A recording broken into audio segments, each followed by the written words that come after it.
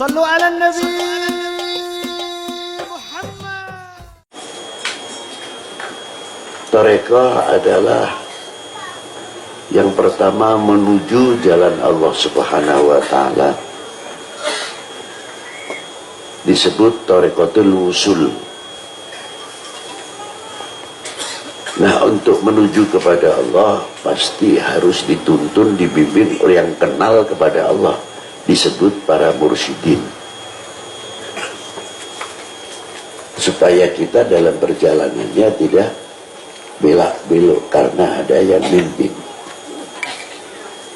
Contoh yang mudah saja, kalau kita ini baru berangkat haji atau umroh, seumur-umur belum pernah lihat Ka'bah, belum pernah melihat Madinah, pasti harus ada yang memimpin, disebut mutawwi'nya atau mutawwir,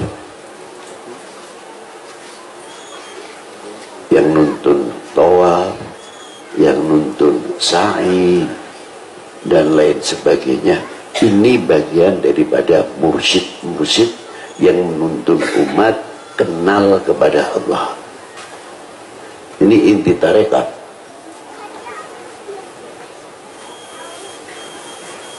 Supaya tahu, kenal persis dalamnya kalimah la ilaha illallah.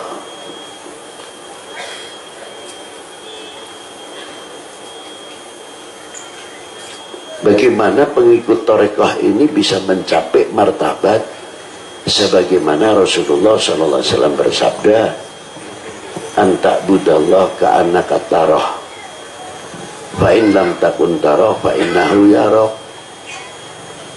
Bersembah sujudlah kepada Allah seolah-olah kita melihatnya. Fa in lam takun tarah fa innahu yaraka. Seandainya yang pertama kami tidak mampu, kita merasa dilihat dan didengar oleh Allah Subhanahu wa Ta'ala. Bagaimana ini supaya tidak putus?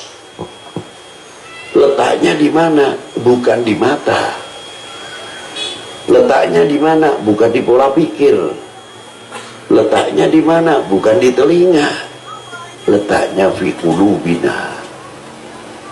Letaknya di hati, sesuai ayatnya Allah Ta'ala, ala bidzikrillahi tatma'innul qulub, yauma la yanfa'u malu wala banun illa man atallah biqalbin salim.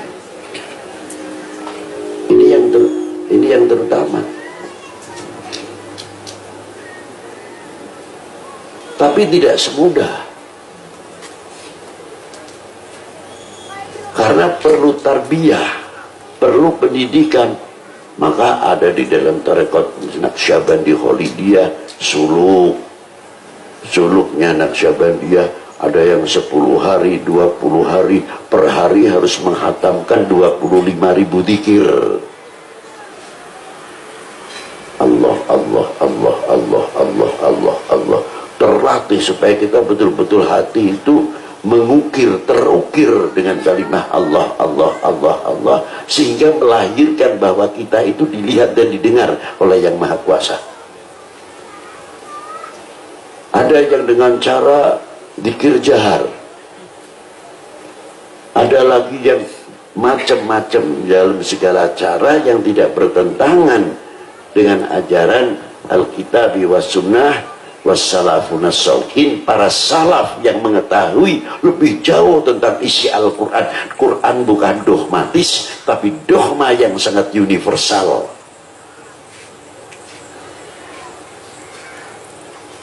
Quran itu sangat luas. Satu surat saja kalau kita bedah, ya Allah, seperti surat was-sama'i wat-tariq, wa ma adraka mat-tariq an-najmu tsaqib in kullu nafsin lamma 'alaiha hafid. Ini menunjukkan ilmu asal astronomi semuanya, antariksa. Tapi di bawahnya falyanduril insanu makhuliq khuliqa mimma iddafik yakhruju min baini sulbi wa taraib. Apa hubungannya antariksa dengan anatomi manusia? Di bawahnya lagi vulkanologi, geologi, bagaimana daya tarik bumi ini bisa ditarik oleh matahari, sebabnya air hujan dikembalikan kembali, dan bagaimana bumi-bumi ini mempunyai palung-palung yang luar biasa, urat nadi yang menghubungkan antar gunung berapi dengan gunung berapi yang satu, dan bagaimana mencetak air-air yang mempunyai kandungan belirang sampai air yang paling tawar dan lain sebagainya. Ini belum kita kupas. Jangan dikira manusia, anatomi manusia pun dari ilmu tulang-tulang yang dibungkus oleh daging-daging dan organ tubuh kita itu sama dengan bumi. Tidak begitu jauh. Di mana sumber-sumber mencetak HB? Kerjasamanya pankreas, kerjasamanya ginjal, kerjasamanya pencernakan. Setelah menggilas pencernakan harus dibantu dengan air, bukan air minum, tapi air empedu. Maka disunahkan kita ikuti jejak Nabi, kalau habis minum, habis makan jangan minum setengah jam. Apa sebabnya? Organ tubuh, organ yang ada dalam perut kita supaya bekerja, jangan dimanjakan.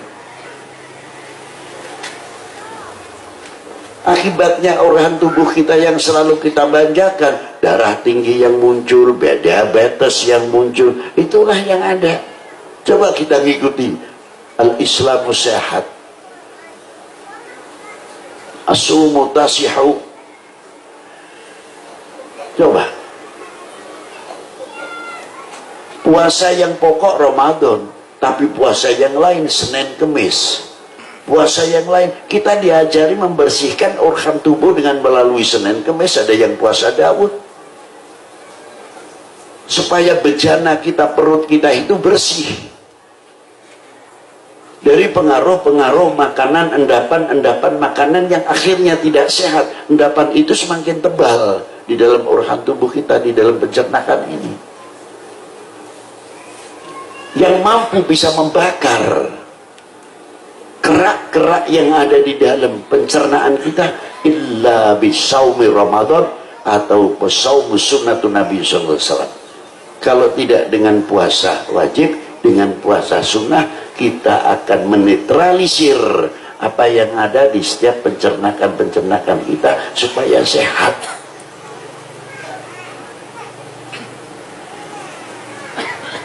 Hasil karya minuman kita, hasil karya makanan kita, jangan dikira campur aduk menjadi satu untuk memisahkan. Yang kandungannya kolesterol terlalu tinggi kita tidak tahu. Nah, yang bisa menyaring ini supaya apa? Yang bisa apa? Ya puasa. Paling tidak habis makan tidak minum setengah jam. Ya seret web, bagaimana gitu. Lu kamu, kita ini ingin sehat atau tidak, jangan seret kita jadikan alasan. Yang poin kan kita ingin sehat paling tidak. Nah, disinilah pertama kali supaya pencernaan kita itu sehat, hasil HB-nya bagus.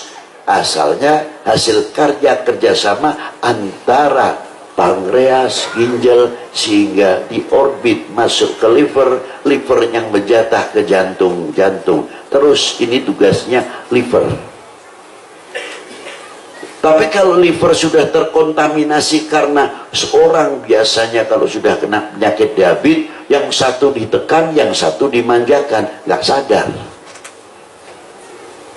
Yang ditekan apanya? Yang ditekan livernya. Liver memerlukan gula, sedangkan penyakit gula anti gula.